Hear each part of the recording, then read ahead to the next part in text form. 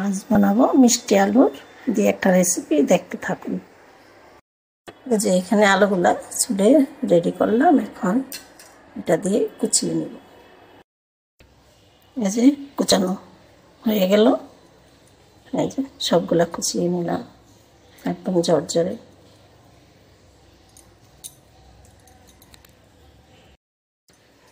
আর এখন এর মধ্যে দিয়ে দেব একটু ঘি। এটা দিয়ে ভালো করে একটু মেখে নিলাম।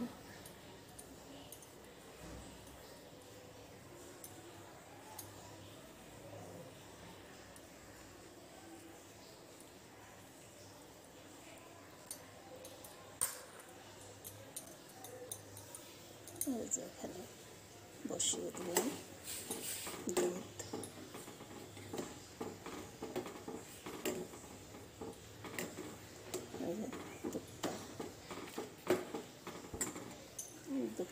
এখন দিয়ে দিলাম দুটো এলাচ,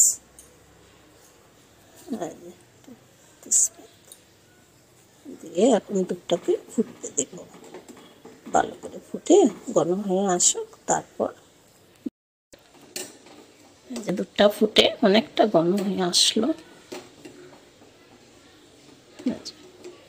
এখন এই যে এখানে যে আলুগুলা সব কুচিয়ে রেডি করে ঘি মাখিয়ে রেখেছি, এখন এগুলাকে আস্তে আস্তে ছড়িয়ে দিব। সবগুলো একে একে সবগুলো দিচ্ছি ছড়িয়ে।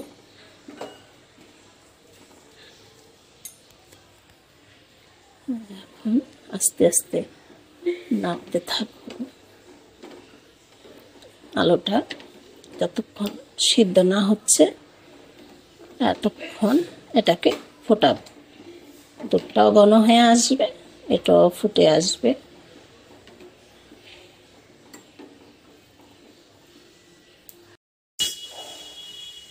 আলুটা সিদ্ধ হয়ে গেছে, আলুটা সিদ্ধ হয়ে গেছে ভালোভাবে। এই যে অনেকটা ঘন হয়ে আসবে। আর এখন দিয়ে দিবে চিনি।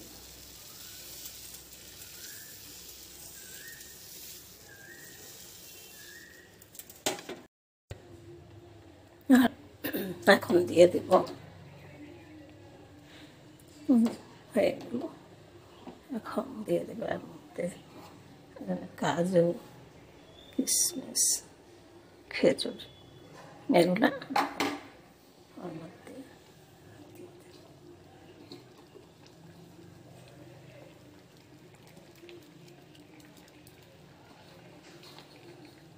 যে কিশমিশ দেওয়া হলো।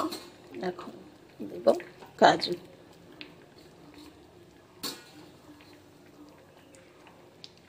দিয়ে একটু নেড়ে চেড়ে দিলাম।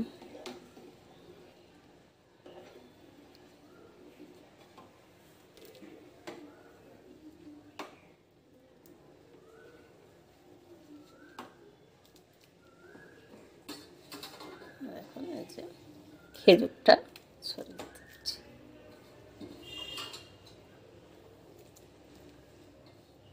আপনারাও বানিয়ে খেয়ে দেখতে পারবেন। একাদশীতে খাওয়া যাবে, কারণ এটা মিষ্টি আলু দিয়ে করা। একাদশীতে এটা খাওয়া যাবে।